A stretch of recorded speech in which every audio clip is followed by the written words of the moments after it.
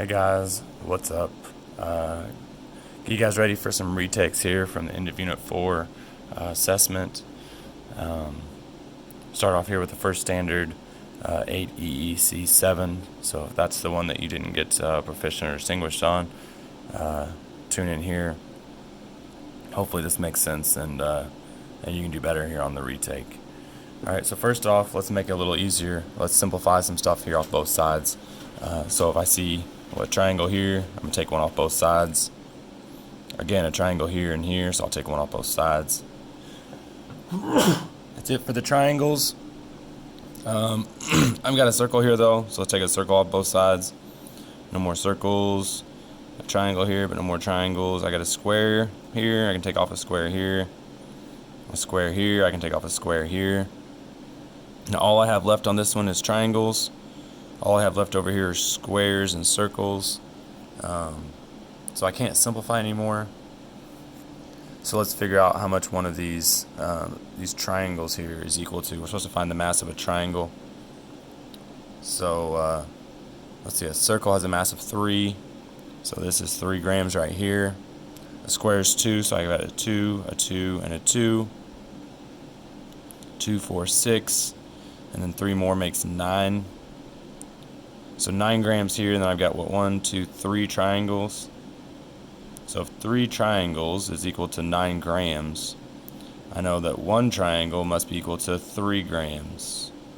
Alright, we can just divide both sides by 3. So that should have been C. Alright. Moving on. Down here, solving the multi-step equations. First thing I gotta do when I see parentheses is get rid of those parentheses. So the left side here is going to stay the same. 1/2 x minus 7 equals. Now here I've got to multiply 1/3 times the x and 1/3 times the 12. 1/3 times x is 1/3 x. 1/3 times that minus 12 is now minus 4. Next I would probably subtract the 1/3 x from both sides. Alright, so 1/2 minus 1/3 is 1/6 x. I still have my minus 7, I still have my negative 4 over here, but the 1/3 x's are gone. So now I'm going to add 7 to both sides. So I get 1/6 x equals, these are gone, negative 4 plus 7 is 3. So my last step then is to divide by 1/6. So x equals 3 divided by 1/6 is 18. Alright, so x is 18. Alright, now over here for B, this one hopefully was a little bit easier with no fractions, but again the first step is still to get rid of the parentheses. Alright, so I have negative 7x plus 14 equals 4 times negative 7x is negative 28x, and 4 times the negative 7 is now minus 28. I'm going to start by adding 28x to both sides. So that gives me 21x. I still have my plus 14 equals negative 28. Need to get rid of the 14, so I'm going to subtract 14 from both sides. That gives me 21x equals negative 28 minus 14 is negative 42. So I'll divide by the 21. And negative 42 divided by positive 21 is negative 2. Alright. So there's all the work and the solutions for number 2. Now just one more problem here, number 3. Andre and Elena, each saving money. Andre starts with $100 in his savings account, adds $5 each week. Elena starts with $10 in her savings account, adds $20 each week. After 4 weeks, who has more money? So the way we did this on our review, in the study guide, was to make the table. So we had a table for Andre and a table for Elena with the number of weeks, and then figured out how long it took them to have the same amount of money for part B, and then just for 4 weeks here on the first part. You gotta start at 0 weeks because we have starting amounts here. Andre started with 100 and Elena only started with 10, but Andre's only adding for each week. $5, so he'd be up to 105. But Elena's adding 20, so she'd be up to 30. All right, so we're adding 5 here every time. We're adding 20 here every time. All right, for every week.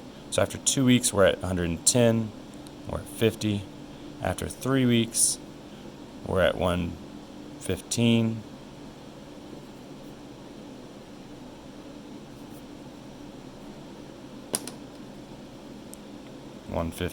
and 70. So after 4 weeks, we're at 120 and 90. So to answer part A, then we know Andre has more money. He had 120.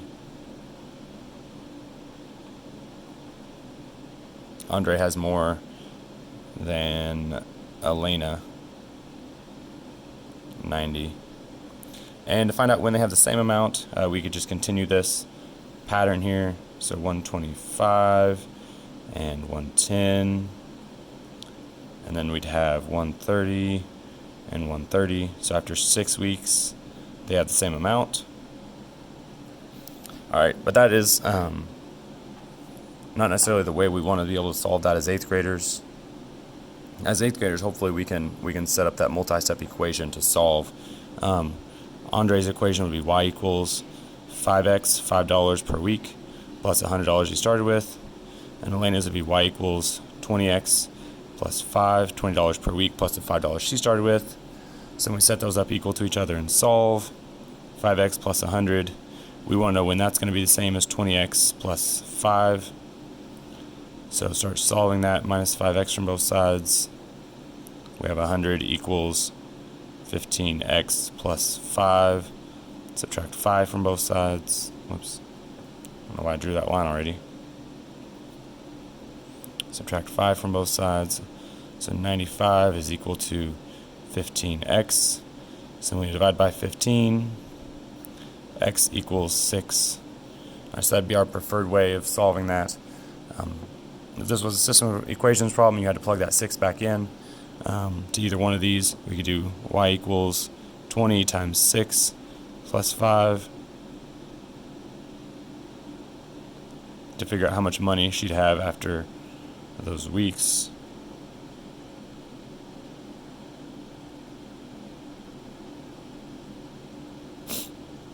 Well, I made a mistake. That's why it's not working. This is supposed to be 10.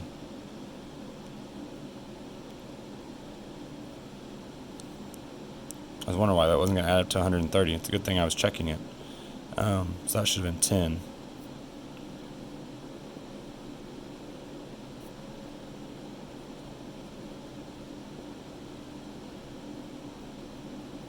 So that would have been 90 instead of 95. 90 divided by 15 makes 6. I didn't even check it. I just knew it was supposed to be 6. Alright, so that would be then 130. Alright. If you have any questions, please come up, ask your teacher. Hopefully we can get you guys settled to be proficient or distinguished here on the retake. Thanks, guys.